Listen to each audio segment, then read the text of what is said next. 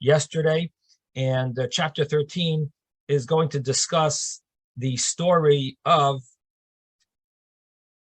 Tamar being raped by Amnon. This is a very sad part of the story, another punishment that happens to David Hamelach, King David. Last chapter, we learned about how King David lost his child, this baby that was born to Bathsheba, and now comes the next part of the punishment for what David did with Bathsheba. So this punishment has something to do with his daughter being raped. And the verse begins, chapter 13, this is what happened afterwards. Avshalom, the son of David, had a beautiful sister. And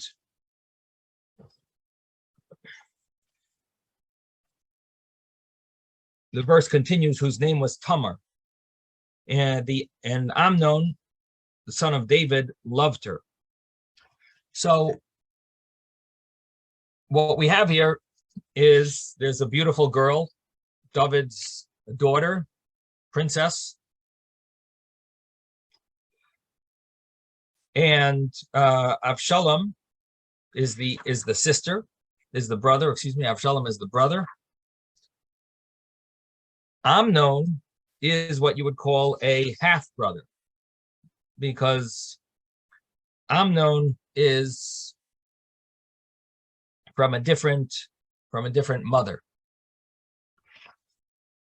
So Avshalom and Tamar are from the same father and mother.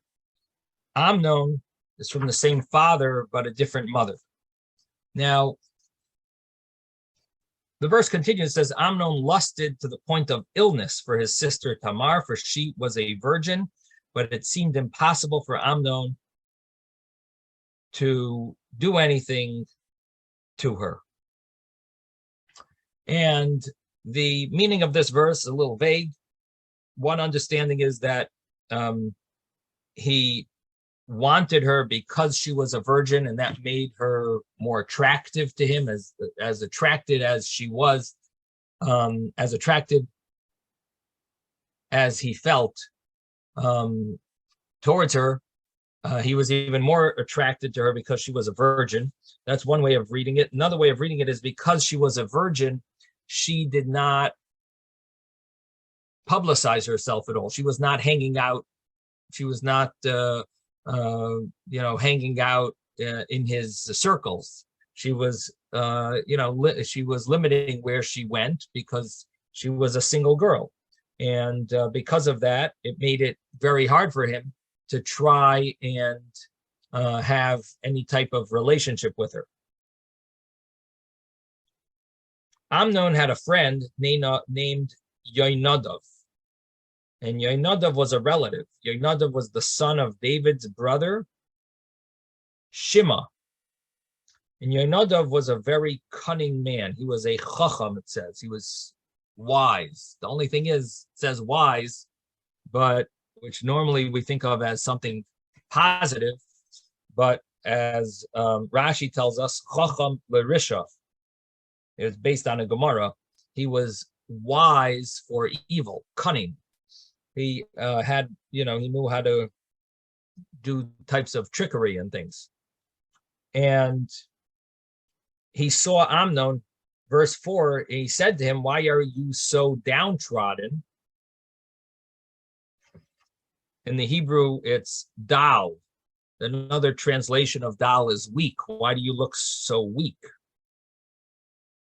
And, O son of the king, morning after morning, will you not tell me? So Amnon said to him, I love Tamar, my brother Avshalom's sister. So he admitted to this relative of his, I guess it's his cousin, right? It's he's David's son, and this is David's brother. So they're first cousins. So he told him, it was his friend, he told him that he really has a strong desire for Tamar. Now, the verse continues, and it says, Yoinadav said to him, lie on your bed and feign illness. When your father comes to visit you, say to him, please let my sister Tamar come and serve me some food. Let her prepare a light meal in my sight so that I may see and eat from her hand.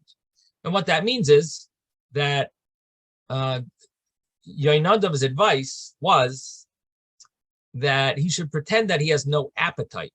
And if he has no appetite, maybe if she cooks the food in front of him, it will give him more of an appetite to eat it. Well, he'll think it's clean. It's something, the smell of the cooking. He'll somehow feel he'll gain back his appetite to want to eat something. He has no appetite.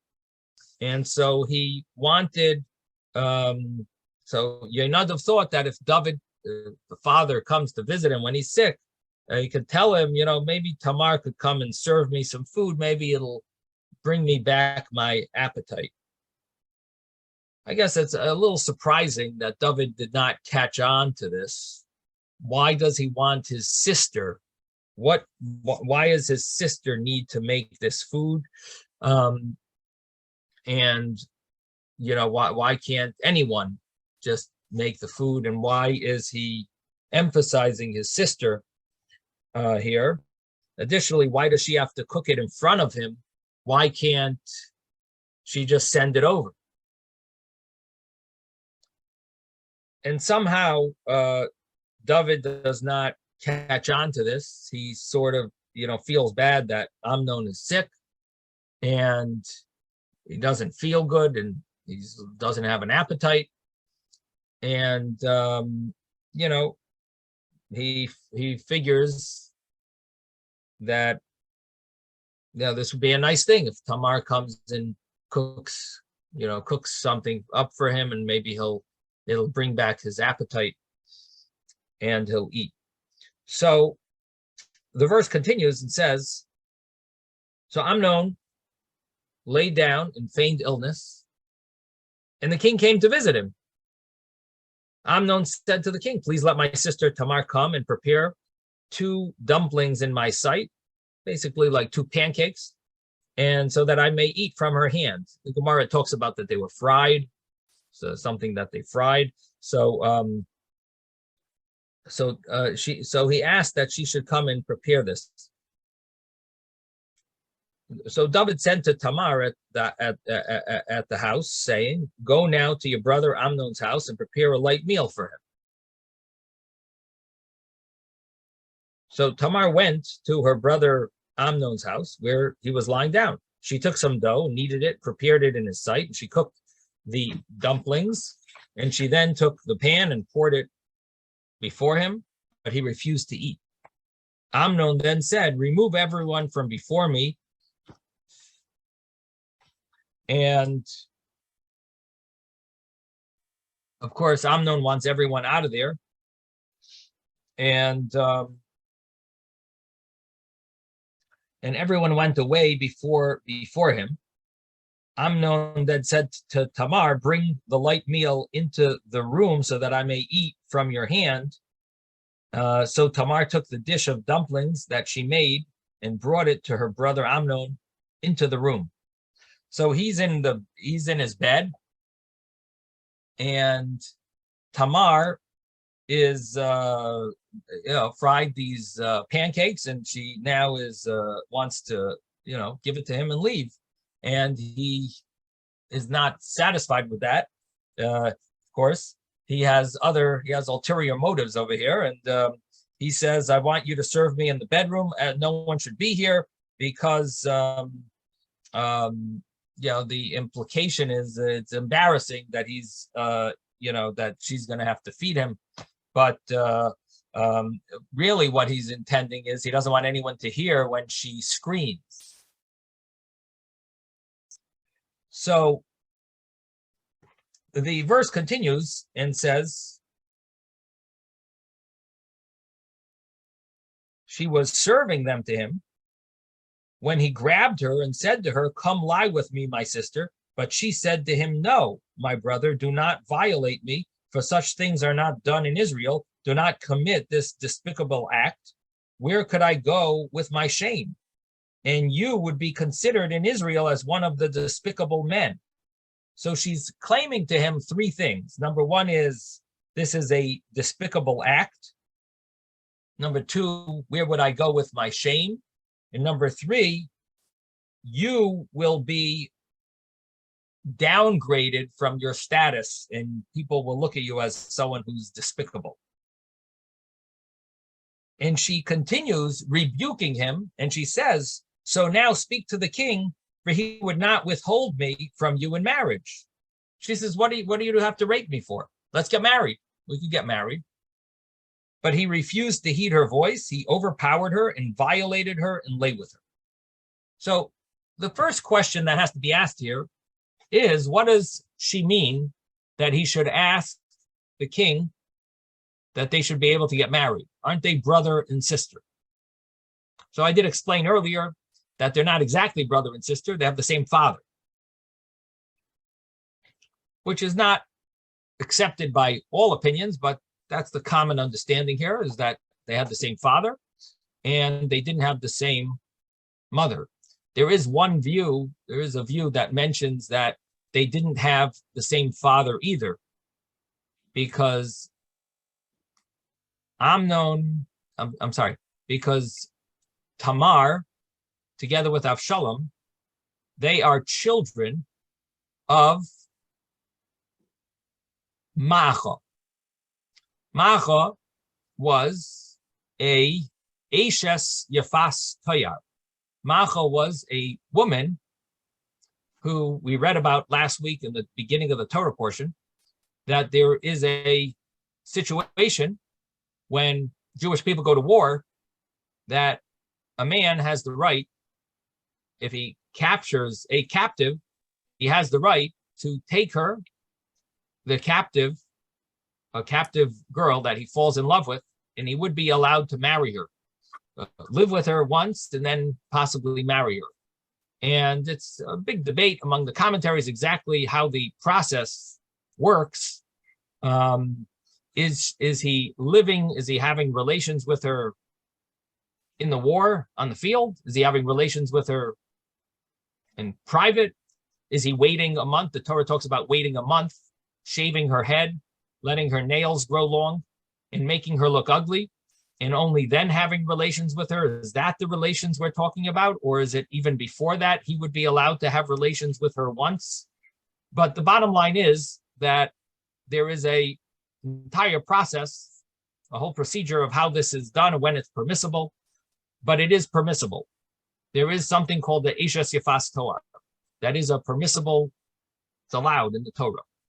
It's definitely not ideal. The Talmud says the Torah allowed it because a man would not be able to control himself against doing this. It would be impossible. And therefore the Torah permits it. One of the commentaries has an interesting point. He says, you see from this law that all the other laws of the Torah are doable. This is the only case where it's undoable, it's impossible to fulfill, and the Torah says, therefore, we are permitting it. That means anything else in the Torah that it says is prohibited, it means you have the ability to say no. And this is the one case where you don't have the ability to say no. And because of that, the Torah permits it. And the Torah permits the man who is in war and he captures a captive girl who's dressed in a provocative way and she looks very attractive and he can't control himself, he would be allowed, under certain circumstances and under different procedures, he would be allowed to have relations with her. One opinion is that she has to convert first. She has to at least, another opinion is no, even before conversion, he is allowed to have relations with her. Yes, David. I read that regarding eating meat, Hashem originally intended that people would only eat herbs and vegetables. And when Hashem saw that people had this taiva, this desire to eat meat, he allowed meat to be eaten.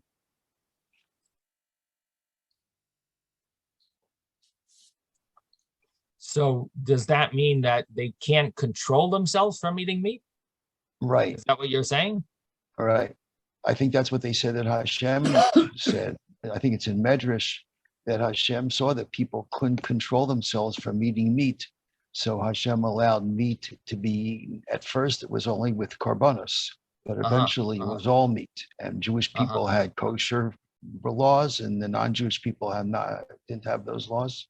Right, that's an interesting thing. What you're saying is correct, that initially Adam Harishon, Adam was not allowed to eat meat, but the reason behind it that you're saying is not a well-known reason. Normally, the understanding is that after the ark, after the flood, and Noah saved all the animals from the ark, but through the using, within his ark, he saved all those animals from being killed in the flood. So now the animals owe their life to mankind, and therefore man has the right to eat meat because meat was dependent on mankind to survive.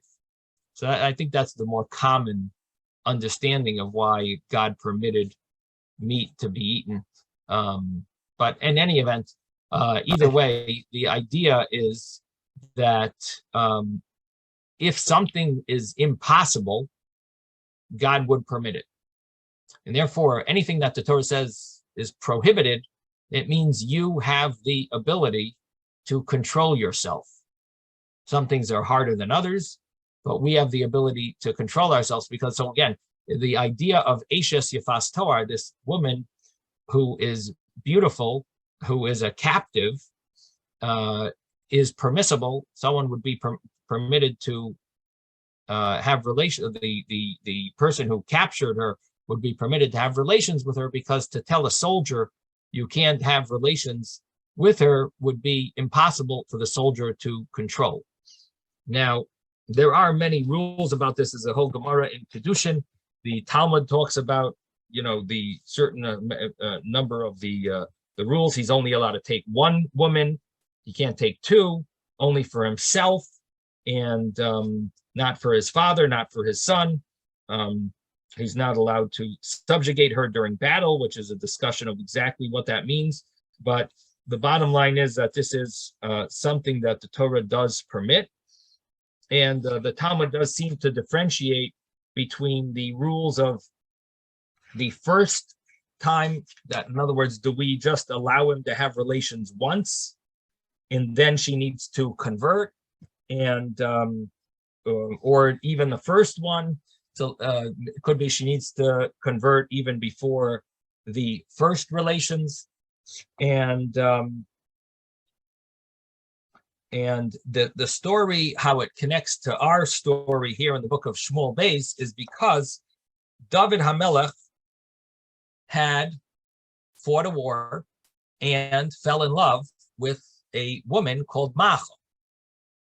And even though a person is never allowed to marry a non-Jewish woman under any circumstances, this is the one exception to that rule, and that is where David fell in love with this captive of his, and the Torah permits him to marry her.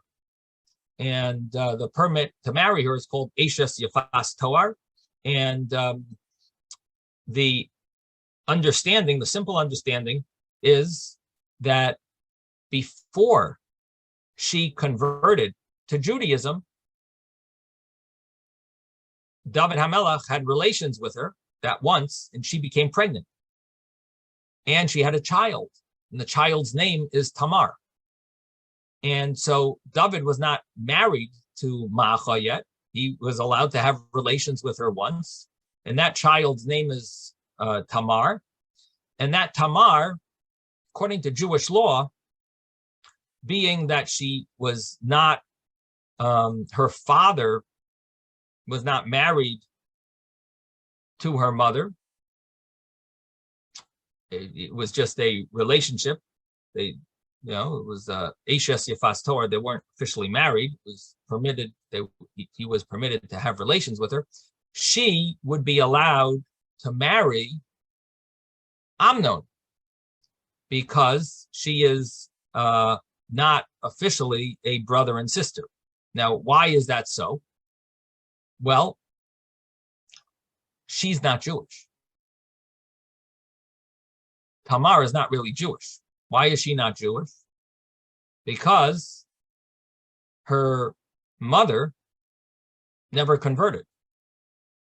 If her mother never converted to Judaism because they had relations once, now David had relations with her, but she's not Jewish.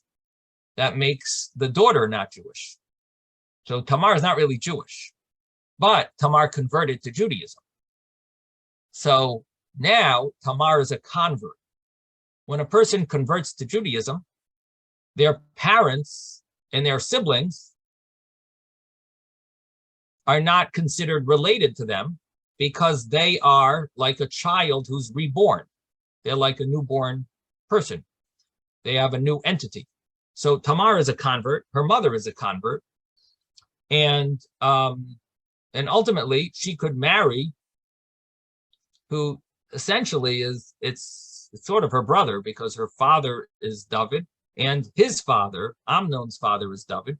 But we don't look at her father being David. We look at her father being Avraham Avinu. We look at her father being that she's a convert. We don't look at her as someone who's related to Amnon because she converted to Judaism. She's like a newborn child when she converts. And because of that, she would be allowed to marry Amnon. So she tells Amnon off. She rebukes him and says, "Why are you violating me? You could marry me legally. We could actually be married legally." And so Amnon is not interested in listening to a woman rebuke him, and especially with all of his desires built up, his lust built up, and he rapes her, and now she is violated. Now, right afterwards, verse 15 says, afterwards, Amnon despised her with great hatred.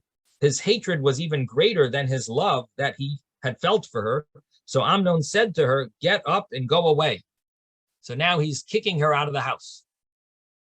And kicking her out of the house because he's somehow full of anger, full of hatred. Why is he full of hatred? I thought he loved her. I thought he was so impressed with her beauty. How did all of a sudden he now became, how was she now hated by him if she was a moment ago, he was so blown away with her beauty. Why is he now hating her? Yes, Mordechai. Yeah, the Gemara says that she mutilated him. So we'll get to that in a moment. So the simple understanding is that the Mishnah says that when you have a love that's dependent on something, once that thing that it's dependent on ends, then there's no more love. What was the love dependent on? This love was all dependent on him having his desire to be with her, to have relations with her. Once he satisfied his desire, there's no love there. It's all gone. It's zero. There's absolutely nothing there.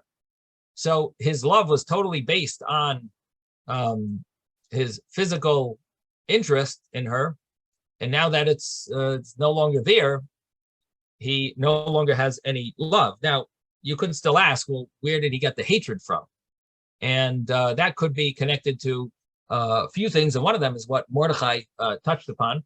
And that is that the Gemara mentions that she actually